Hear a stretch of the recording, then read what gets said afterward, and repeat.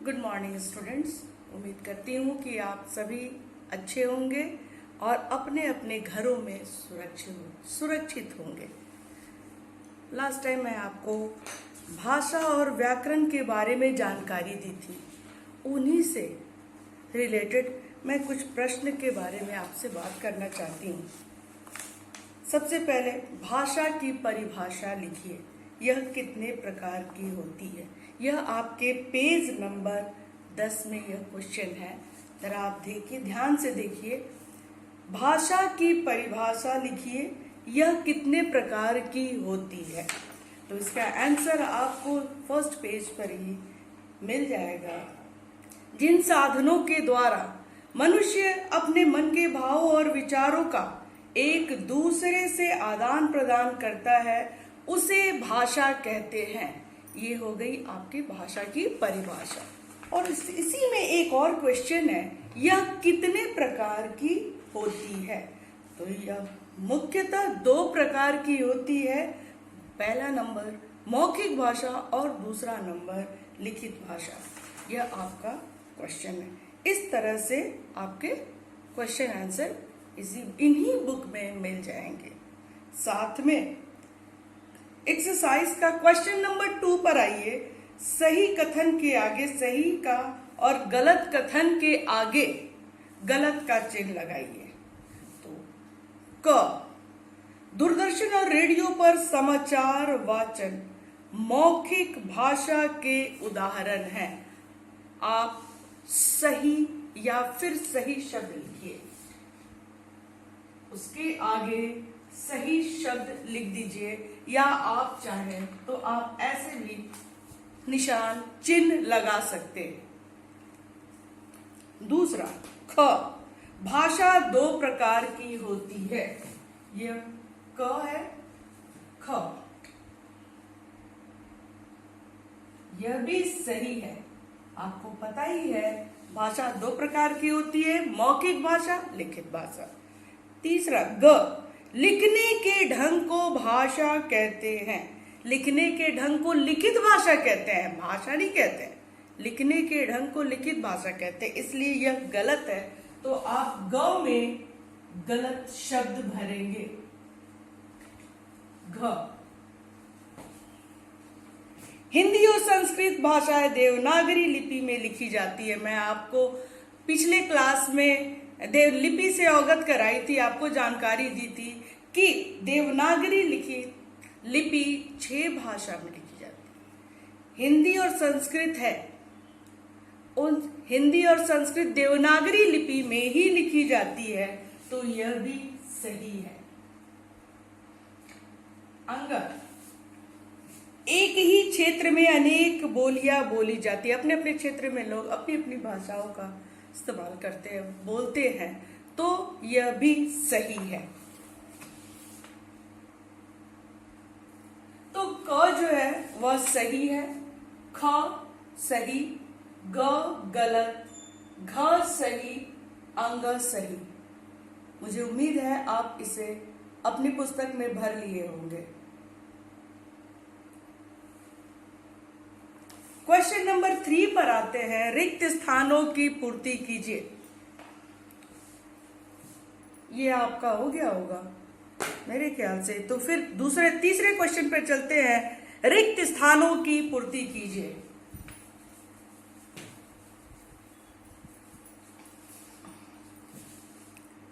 क, मौखिक भाषा भाषा का प्राचीनतम रूप है।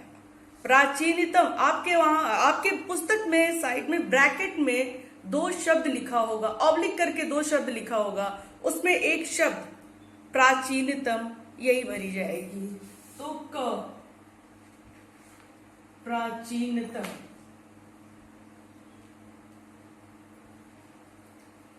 ख, डैश रूप भाषा को स्थायित्व प्रदान करता है। तो मैं अपने पिछले क्लास में आपको बताई थी कि लिखित रूप ही भाषा को स्थायित्व प्रदान करता है। तो आप ख में भरेंगे लिखित, या फिर आप टिक कर सकते हैं। संसार के प्राणियों में केवल मनुष्य ही भाषा का प्रयोग करता है। ग, मनुष्य। घ, बोली का संबंध भाषा के मौखिक रूप से है। जब भी हम बोलते हैं तो मौखिक भाषा का ही प्रयोग करते हैं, तो मौखिक रूप से है। क, प्राचीनतम। ख, लिखित। ग, मनुष्य। घ, मौखिक। आप इसे लिख लिए होंगे अपनी पुस्तक में। क्वेश्चन नंबर 4, ये क्वेश्चन नंबर 3 हुआ। क्वेश्चन नंबर 4, सही विकल्प का सही चिन्ह लगाइए। विचारों और भावों के आदान प्रदान का साधन क्या कहलाता है? भाषा कहलाता है। नंबर 3 ऐसे रोमन नंबर में लिखा होगा, आप भाषा के आगे टिक कर सकते हैं। भाषा के क्षेत्रीय रूप को क्या कहा जाता है? भाषा के क्षेत्रीय रूप को बोली कहा जाता है। और आप नंबर 4 में बोली शब्द लिखा हुआ है, आप उस पर टिक करेंगे। ग, देवनागरी लिपि में कौन सी भाषा लिखी जाती है? तो देवनागरी लिपि में नंबर 2 हिंदी भाषा लिखी जाती है। नंबर घ, अंग्रेजी और जर्मन भाषाएं कौन सी लिपि में लिखी जाती है? तो वह रोमन लिपि में लिखी जाती है। नंबर 2 रोमन लिपि।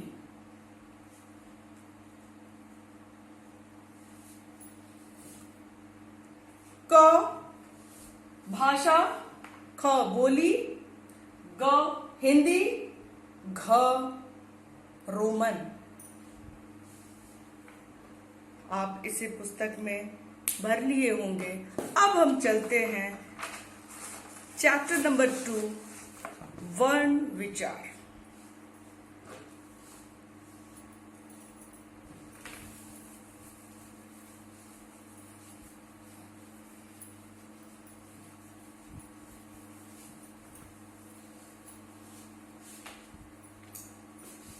चैप्टर नंबर 2, वर्ण विचार। वर्ण क्या है? इससे जानने से पहले मैं आपको बता दूं, बच्चे जब छोटे होते हैं तो अपनी बातों को प्रकट करने के लिए न जाने कितनी आवाजें निकालते, कितनी सारी ध्वनियां निकालते हैं, ताकि बड़े समझ सके कि मैं क्या कहना चाहता हूं। अपनी अर्थहीन बात, ऐसी बात जो हमें समझ में नहीं आती है, फिर भी वे कोशिश करते हैं कि मैं कुछ कहूं। लेकिन जैसे जैसे वो बड़े होते हैं तो वह अपनी बातों को समझते हैं, समझकर बोलने की कोशिश करते हैं। यही छोटी छोटी ध्वनियों को जोड़कर शब्द बनाना सीखते हैं, जैसे दादा, मामा, पापा। यहीं से ये लोग अपना शब्द कहना प्रारंभ करते हैं। इन सारी छोटी ध्वनियों को दादा अलग अलग है, देखिए बच्चे ऐसे बोलते हैं। ये सब छोटे छोटे जो ध्वनि निकल रही है, इनके टुकड़े नहीं किए जा सकते, यही वर्ण कहलाती है। हिंदी भाषा में प्रयुक्त सबसे छोटी ध्वनि, हिंदी भाषा में प्रयुक्त सबसे छोटी ध्वनि, सबसे छोटी ध्वनि को वर्ण कहते हैं। सबसे छोटी ध्वनि वर्ण कहलाती है। अब सबसे छोटी ध्वनि, इसके और आपको दिखाई दे रहा होगा ये मैं लिखी हूं, इसके और टुकड़े नहीं किए जा सकते क्योंकि यह सबसे छोटा है। और इसी तरह मैं इन छोटी छोटी ध्वनियों को जोड़कर एक शब्द बनाकर दिखाती हूं। आप जरा ध्यान से देखिएगा।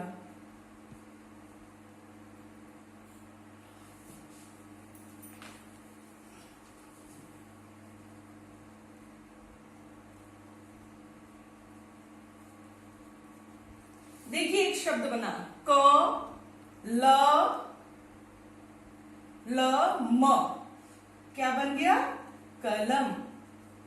एक शब्द बन गया। इन छोटी छोटी ध्वनियों को जोड़कर एक शब्द बना दिए।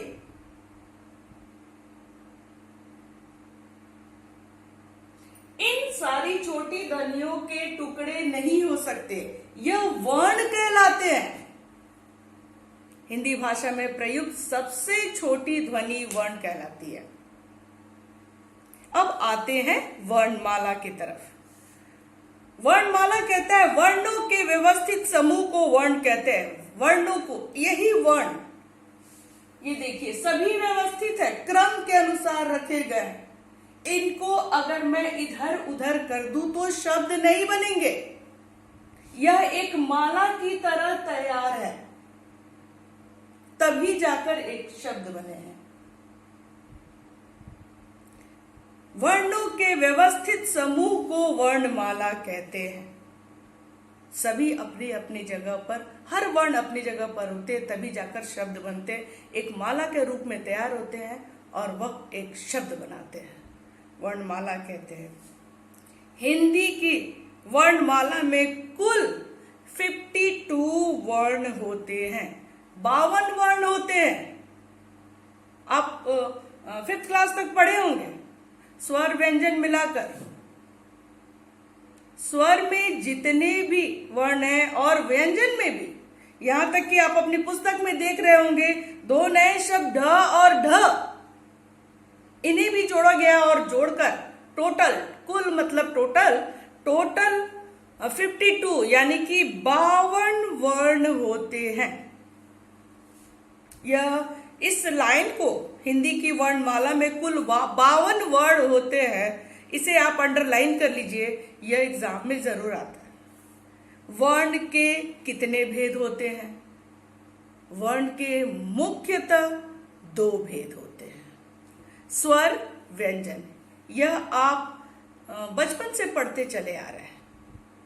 स्वर किसे कहते हैं, व्यंजन किसे कहते हैं, और क्लास 6 में स्वर आपके लिए क्या कहता है, जरा ध्यान से सुनिए। जिन वर्णों का उच्चारण करते समय, जिन वर्णों का उच्चारण करते समय किसी दूसरे वर्ण की मदद नहीं लेनी पड़ती है, स्वर कहलाती है। यानी कि स्वर्ण अपने आप में पूर्ण है, पूरा है, उसे किसी के सहायता की जरूरत नहीं है। स्वर अपने आप में पूरा है, उसे किसी की सहायता की जरूरत नहीं है। आप स्वर अ से लेकर अंग अह तक पढ़े होंगे, तो यह कुल 13 हो जा रहा है, यानी कि 13 नहीं, स्वर सिर्फ 11 है। ध्यान में रखिएगा, स्वर सिर्फ 11 है। स्वर 11 है, इनकी कुल संख्या 11 है। स्वर सिर्फ 11 है। अ से औ तक, अ आ इ उ ऊ री ए ओ औ, बस यहीं तक, औ तक, अ से लेकर औ तक। यानी कि स्वर को किसी की भी सहायता की जरूरत नहीं है। यानी कि जिन वर्णों का उच्चारण करते समय किसी दूसरे वर्ण की मदद नहीं लेनी पड़ती, सहायता नहीं लेनी पड़ती है, स्वर कहलाती है। स्वर की संख्या 11 है, अ से लेकर औ तक। अब आते हैं स्वरों के भेद। यह आपके लिए नया है, इसको आपको ध्यान से सुनना होगा। स्वरों के भेद, अभी तक आप सिर्फ स्वर और व्यंजन पढ़े होंगे, लेकिन अब आपको उनके स्वर के भेद भी पढ़ने होंगे। स्वर के भेद, उच्चारण के समय के आधार पर स्वर के 3 भेद हैं। उच्चारण के समय के आधार पर स्वर के 3 भेद हैं। पहला, ह्रस्व स्वर। ह्रस्व स्वर क्या है?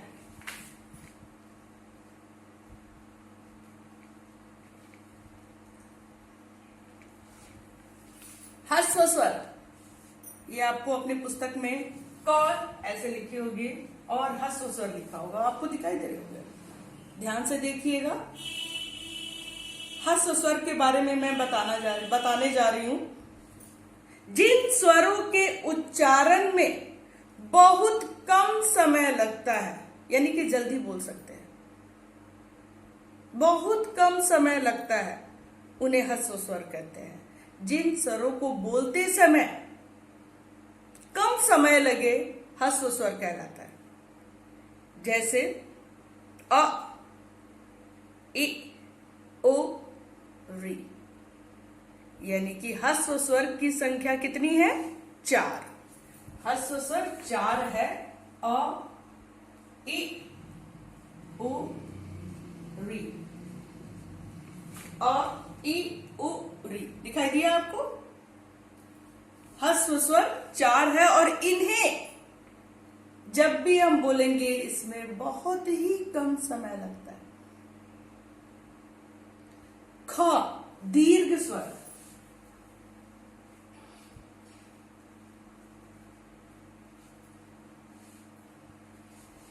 दीर्घ स्वर कहता है ह्रस्व स्वर से ठीक 2 गुना समय लगता है।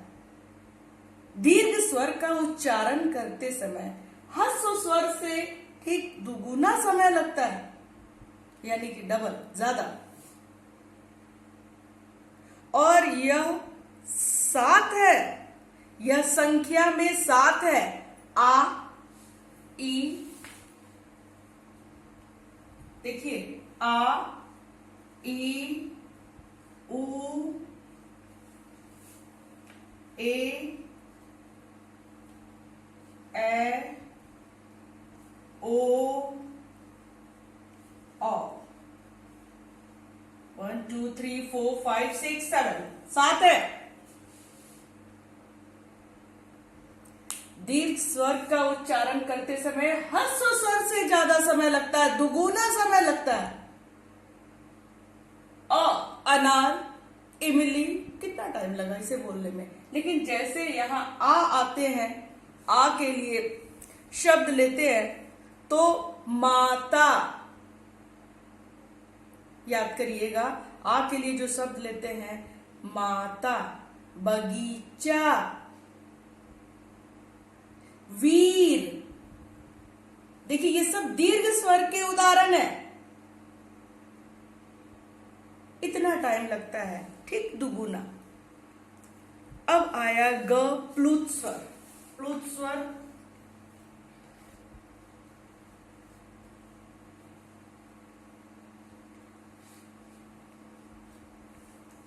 प्लुत स्वर कहता है जिन स्वरों के उच्चारण करते समय दीर्घ स्वर से भी ज्यादा समय लगता है। दीर्घ स्वर से भी ज्यादा समय लगता है, अधिक समय लगता है, उन्हें प्लुत स्वर कहते हैं। और इसका इस्तेमाल काफी कम लोग करते हैं। जैसे मंदिर में पंडित जी जब भी पूजा करते हैं, या फिर आपके घरों में पंडित जी आते हैं और पूजा करते हैं, आपके घर में बड़े आपके पेरेंट जब पूजा करते हैं तो उनके मुंह से निकलता है ओम। अब देखिए, ह्रस्व स्वर में कम समय लगते हैं, दीर्घ स्वर में ह्रस्व स्वर से भी 2 गुना समय लगता है, और प्लुत स्वर में दीर्घ स्वर से भी ज्यादा समय ओम।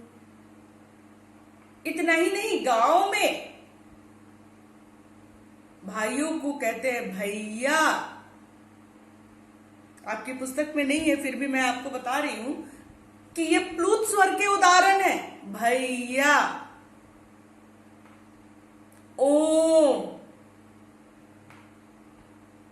ये सब प्लुत स्वर के उदाहरण हैं। अब आते हैं स्वरों की मात्राएं। स्वरों के चिन्हों को मात्रा कहते हैं। स्वर अ से लेकर औ तक, यानी कि 11 स्वरों के चिन्हों को मात्रा कहते हैं, लेकिन स्वर में अ की तो कोई मात्रा ही नहीं होती। स्वर 11 है तो अ निकाल दे अगर तो 10 ही मात्रा हुआ। स्वरों के चिन्हों को मात्रा कहते हैं और मात्राएं 10 है। ध्यान में रखिएगा, मात्राएं 10 होती है और मैं उसे लिख कर दिखाना चाहती हूं कि मात्रा क्या है। सबसे पहले मैं स्वर लिखूंगी और ठीक उसी के नीचे मात्रा भी लिखूंगी। अ की कोई मात्रा नहीं होती है, अ की कोई मात्रा नहीं होती, इसलिए मैं आ से शुरू की हूं। आ, ई, उ, री, ए, ओ, काउंट करेंगे 1 2 3 4 5 6 7 8 9 10 10 है। और मैं इनकी मात्रा को लिखती हूं। आ, ई की मात्रा, बड़ी ई की मात्रा, छोटा ऊ की मात्रा, बड़ा ऊ, री, ए, ओ,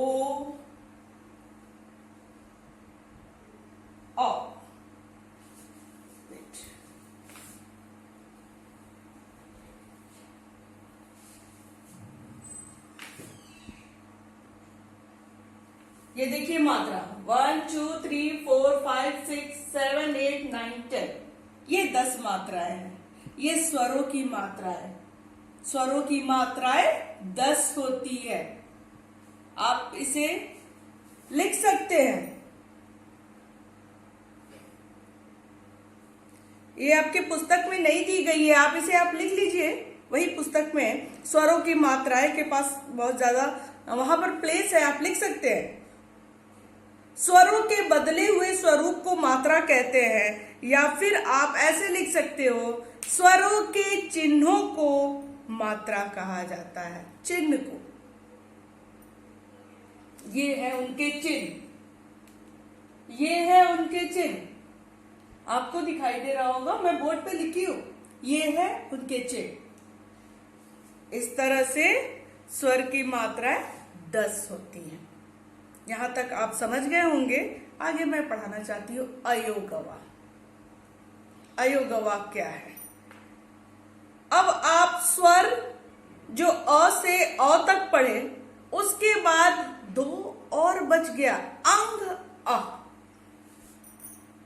अंग अ बच गया, वो क्या है? उन्हें भी वे लोग दोनों अलग से निकलकर एक शब्द बनाए, एक अपना नाम दिए, अयोगवा। अयोगवा, अंग और अ को अयोगवा कहते हैं। ये न तो स्वर है और न ही व्यंजन, लेकिन इनका भी अपना विशेष महत्व है। ये किसी भी तरह इनका प्रयोग कहीं भी जहां जरूरत पड़े कर सकते हैं। जिस शब्द में जरूरत पड़े इसका प्रयोग कर सकते हैं। तो अंग और अ अयोगवा है। यह स्वर से निकाले गए 2 शब्द हैं, 2 वर्ण है। अयोगवा, अंग अ। अब आया आपका अनुस्वार। अनुस्वार, आप किसी भी शब्द के ऊपर ऐसे अनुस्वार लगाते होंगे, इसी के बारे। इसका उच्चारण करते समय केवल हवा केवल नाक से निकलती है, यानी कि जब भी इस शब्द को बोलते हैं तो नाक से आवाज आती है। जैसे मंदिर, मंदिर आप बोलकर देखिए। कंघी, गंगा, हवा केवल नाक से निकलती है। जब भी ऐसे शब्द को बोलते हैं, उच्चारण करते हैं, तो हवा नाक से निकलती है और उसमें से आवाज आती है, कंघी, ऐसे। मंदिर,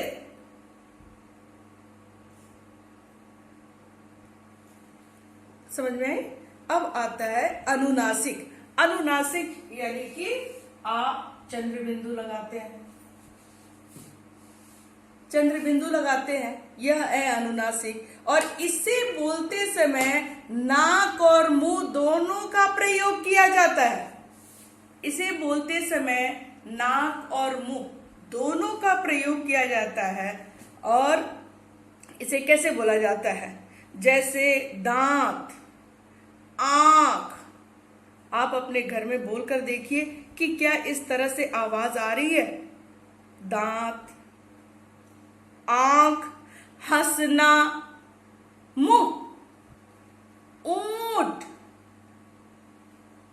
यह अनुनासिक शब्द है, अनुनासिक से बने हुए हैं। चंद्र बिंदु लगते हैं ऐसे ऐसे शब्द में। आंख। अब आया विसर्ग। पहले मैं अयोगवा पढ़ाई, उसके बाद अनुस्वार, अनुनासिक, अब आया विसर्ग। विसर्ग जो आप अह लिखते हैं, याद करिए, स्वर में अ से लेकर अ तक लिखते हैं, तो स्वर अ तक ही है 11। अंग और अ अलग है। अंग का प्रयोग किस तरह होता है? अनुस्वार के रूप में होता है। मैं ये अभी बताई हूं, आप इसे पढ़े हैं। अब आया अ, यानी कि इसका विसर्ग कुछ ऐसे लगेगा, इस तरह से। संस्कृत भाषा में ज्यादा इस्तेमाल होता है। इसका प्रयोग तत्सम शब्दों के व्यंजनों में किया जाता है। आप कहोगे तत्सम शब्द क्या है? ये लाइन नहीं समझ में आया। तत्सम शब्द क्या है? तो तत्सम शब्द है संस्कृत भाषा में से हिंदी भाषा में, संस्कृत भाषा के शब्द हिंदी भाषा में बिना परिवर्तन के, कोई चेंजेस नहीं, बिना परिवर्तन के इसी तरह लिखे जाते हैं, हिंदी में ही लिखे जाते हैं। संस्कृत भाषा के शब्द बिना परिवर्तन के इसी तरह लिखे जाते हैं, वह तत्सम शब्द कहलाते हैं। और देखिए यहां पर लिखा हुआ प्रायः, प्रायः ध्यान में रखिए, प्रायः में विसर्ग शब्द का इस्तेमाल होता है। ये देखिए प्रायः। दुख, आप दुख में जरूर विसर्ग लगाए, दुख में जरूर विसर्ग, बीच में विसर्ग लगाए, इसके बिना अधूरा अशुद्ध हो जाता है। इसे ध्यान से देखिए तो यह आपको समझ में आ गया होगा। अब स्वर में पढ़ा दूं। स्वर बिना किसी की सहायता से ही अपने आप में पूर्ण है। यह 11 है। स्वर के 3 भेद है, ह्रस्व स्वर, दीर्घ स्वर, प्लुत स्वर। स्वरों की मात्राएं, स्वरों की मात्राएं 10 है। मैं यहां लिखकर दिखा रही, स्वरों की मात्राएं 10 है। स्वरों की मात्राएं, स्वरों के चिन्हों को मात्रा कहते हैं। अब आया नंबर 2, व्यंजन। वर्ण के 2 भेद होते हैं, एक स्वर, दूसरा व्यंजन। स्वर मैं अभी पढ़ाई हूं, दूसरा व्यंजन।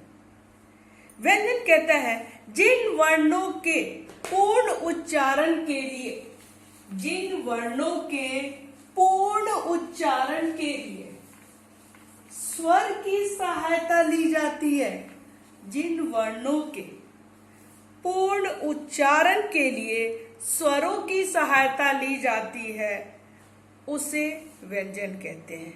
वे व्यंजन कहलाते हैं। यानी कि व्यंजन अपने आप में अधूरा है। देखिए ये है व्यंजन, देखिए हलंत लगा है, क के नीचे, ख के नीचे, म के नीचे, ये देखिए यही है व्यंजन। इसे स्वर की जरूरत है, स्वर के बिना यह अधूरा है। हर व्यंजन में स्वरों की सहायता ली जाती है, तब जाकर यह पूरा होता है। ये देखिए क, अब जाकर यह पूर्ण हुआ। आप घर में बैठे बोल कर देखिए, क जब बोलते हैं उसमें से अ की आवाज आती है कि नहीं? स्वर अपनी आवाज जरूर दिए, अ आवाज आ रही है। क, ख,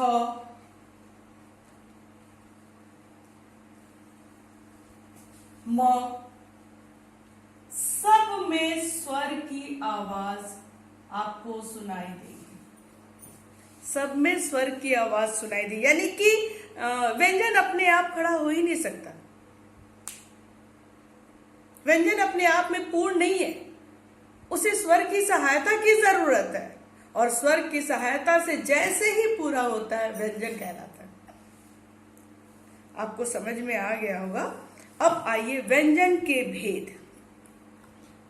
व्यंजन के भेद कितने हैं? यहाँ पर 5 दिखाई दे रहे हैं। चलिए आगे एक एक करके पढ़ते हैं। जिन वर्णों का, जिन व्यंजनों का उच्चारण करते समय, अब व्यंजन की परिभाषा मैं पढ़ाई हूं अभी, और व्यंजन से ही रिलेटेड 5 उनके भेद मैं बता रही हूं। आप अपनी पुस्तक खोलकर ही बैठिएगा और देखते रहिएगा, और मुझे, मैं बोल रही हूं, समझने की कोशिश कीजिएगा। जिन वर्णों का, जिन व्यंजनों का उच्चारण करते समय जीभ, आपके मुंह के अंदर के जीभ मुख के अलग अलग स्थानों को, मुंह के अंदर अलग अलग स्थानों को स्पर्श करती है, टच करती है, वे स्पर्श व्यंजन कहलाते हैं। मुंह के अंदर के अलग अलग स्थानों को आपकी जीभ टच करती है, स्पर्श व्यंजन कहलाती है। यहां लिखा है, इनकी संख्या 25 है। इसके अगले वाले पेज में, पेज नंबर 12, इसमें देखिए व्यंजन लिखा हुआ है क ख ग घ। क के ठीक सामने लिखा है क वर्ग, च के सामने लिखा है च वर्ग, ट के सामने लिखा हुआ है ट वर्ग, त वर्ग, प वर्ग। यह अपना एक वर्ग समूह बना हुआ है, और ऐसे यह टोटल 25 है। इन 25 वर्णों को जब भी आप बोलिएगा व्यंजन के लिए, आप जब भी इस्तेमाल करिएगा स्पर्श व्यंजन, आप मुख से, मुख के अंदर के भाग को जीभ से टच करेंगे। क ख अलग अलग स्थानों में, ग घ अंग, च छ ज झ, इस तरह से आप अपने मुख के अलग अलग स्थानों को जीभ से टच करेंगे, स्पर्श व्यंजन कहलाता है। अंतस्थ व्यंजन ख, अंतस्थ व्यंजन, जिन व्यंजनों का उच्चारण करते समय, जिन व्यंजनों का उच्चारण करते समय जीभ मुख के किसी भी भाग को पूरी तरह स्पर्श नहीं करता, पूरी तरह से टच नहीं करता, वे अंतस्थ व्यंजन कहलाते हैं। जिन व्यंजनों का उच्चारण करते समय जीभ, आपके जो टंग है, वो मुख के किसी भी भाग को पूरी तरह से टच नहीं करे, अंतस्थ व्यंजन कहलाते हैं। और इनकी संख्या मात्र 4 है। इनकी संख्या मात्र 4 है। 25 क वर्ग से लेकर प वर्ग तक आपको दिखाई दिया। उसके ठीक नीचे 4 और व्यंजन दिखेंगे, य र ल व। आप इसे बोलकर देखिए, य र ल व। यह पूरी तरह से टच नहीं करते, य र ल व, टंग तुरंत अलग हो जाते हैं। अब आया ऊष्म। ऊष्म, ऊष्म मतलब कि गर्म। आप जानते होंगे ऊष्म, ऊष्म मतलब कि गर्म। अब यहां कह रहे हैं, ऊष्म व्यंजन कह रहे हैं, जिन व्यंजनों का उच्चारण करते समय मुंह से गर्म हवा निकलती है, ऊष्म व्यंजन कहलाते हैं। मैं अभी बताई हूं, ऊष्म मतलब गर्म। जिन व्यंजनों का उच्चारण करते समय मुंह से गर्म हवा निकलती है, ऊष्म व्यंजन कहलाते हैं। जैसे श, श, स, ह। आप बोलकर देखिए, श, स, श, ह, ऊष्म व्यंजन कहलाते हैं।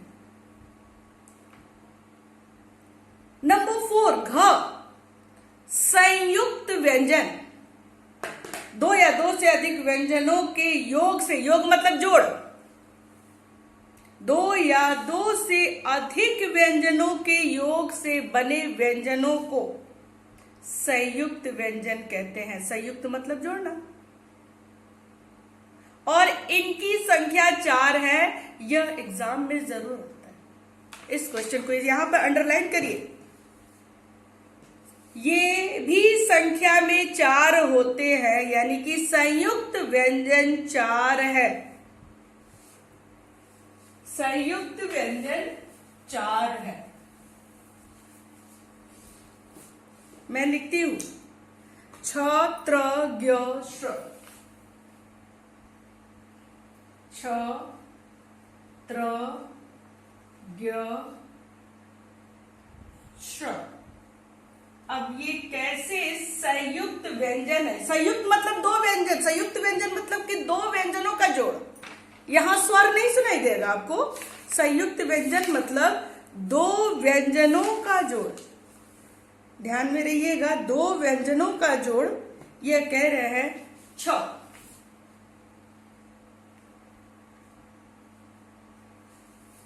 क धन श इज इक्वल टू छ।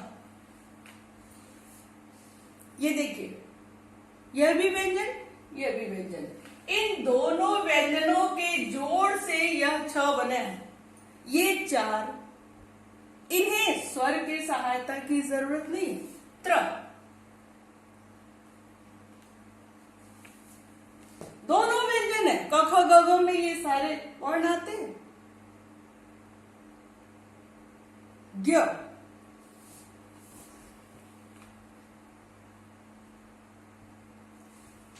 ज्ञ का हो गया ज धन य।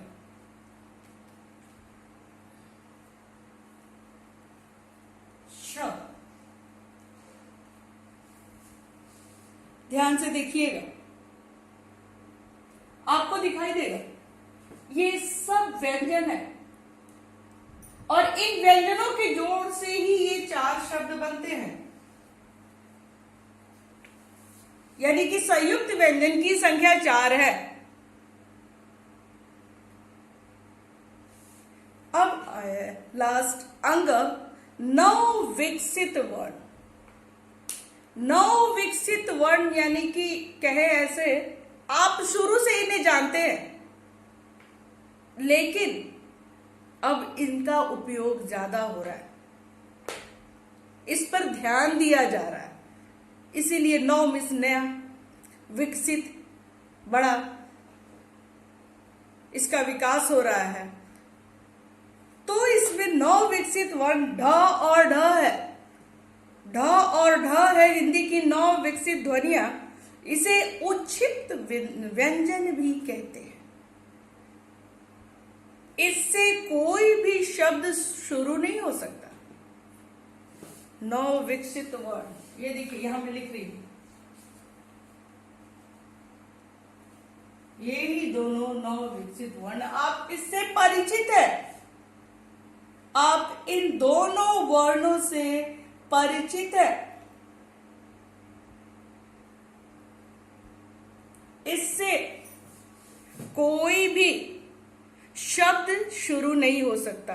लेकिन आप शुरू से बोलते हुए आ रहे, इनको शब्दों में इस्तेमाल किए, जैसे लड़का, बूढ़ा, बाढ़, चढ़ना, लड़ाई, कढ़ाई, इन सब में इस्तेमाल होता है। इन सारे ये सब 9 विकसित वर्ण के उदाहरण हैं।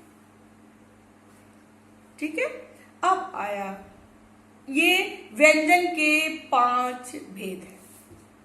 पहला स्पर्श व्यंजन, दूसरा अंतस्थ व्यंजन, तीसरा ऊष्म व्यंजन, चौथा संयुक्त व्यंजन और 5वां 9 विकसित वर्ण।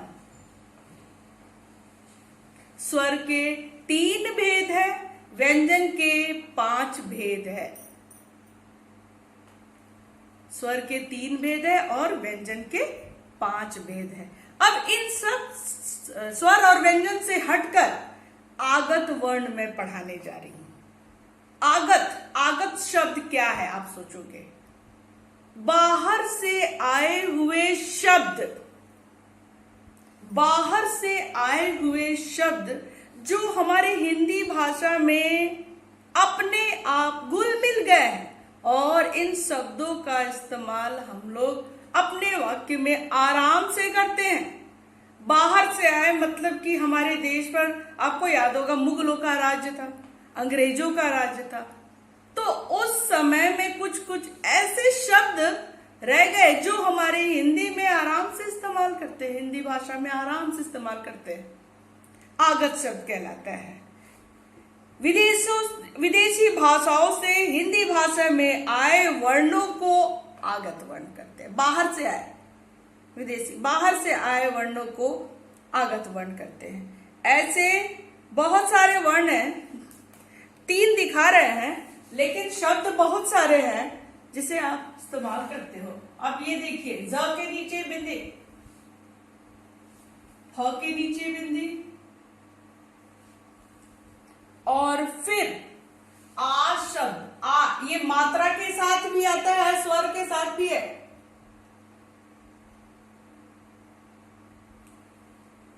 ये देखिए, अर्धचंद्र इसको कहा जाता है।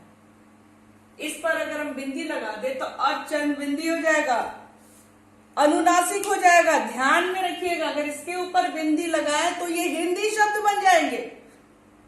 अब इसका इस्तेमाल मैं पहले ही आपको बता दे रही हूं, कैसे आप लिखोगे। कॉलेज, देखिए स्वरों के चिन्हों को मात्रा कहते हैं, ये लगा दी मैं, आ गया। हॉस्पिटल, डॉक्टर,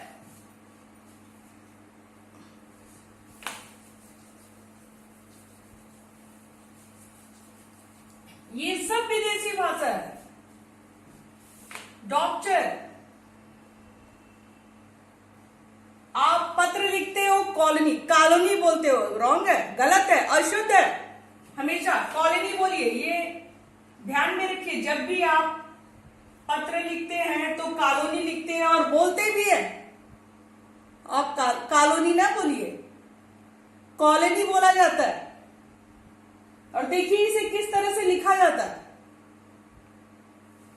ये सब विदेशी भाषा है जिसका इस्तेमाल हिंदी में हम लोग आराम से करते हैं। उसके बाद जहर, ये देखिए नीचे बिंदी लगाकर मैं लिख रही हूं, जहर, जहर नहीं कहा जाता है, जहर।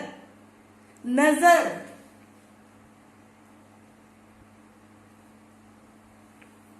नजर। फकीर, ये सब उर्दू भाषा है। जहर, नजर, फकीर, इसका इस्तेमाल हिंदी में आराम से हम करते हैं। ये सब आगत वर्ण है, बाहर से आए हुए शब्द है। ये सारे वर्ण जो है बाहर से आए हैं और शब्द बनाकर हम लोग हिंदी में आराम से इस्तेमाल करते हैं। और आगत वर्ण तो बहुत है, इनसे बहुत सारे शब्द बन गए। ये सारे शब्द जो है आगत वर्ण, जैसे आप तौलिया बोलते हो, कितना आराम से हम हिंदी में बोलते हैं। चाकू, ये सब बाहर से आए हुए शब्द है। कॉफी, तो ये सब बहुत सारे शब्द हैं जो बाहर से आए हैं, जिसका इस्तेमाल हम लोग हिंदी में आराम से करते हैं, आगत वर्ण कहलाते हैं।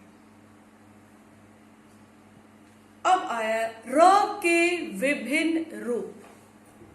मैं र के विभिन्न रूप अगली क्लास में पढ़ाऊंगी। तब तक के लिए बच्चों आप घर में रहिए, सेफ रहिए, और फिर हम आपसे नेक्स्ट क्लास में मिलेंगे। धन्यवाद।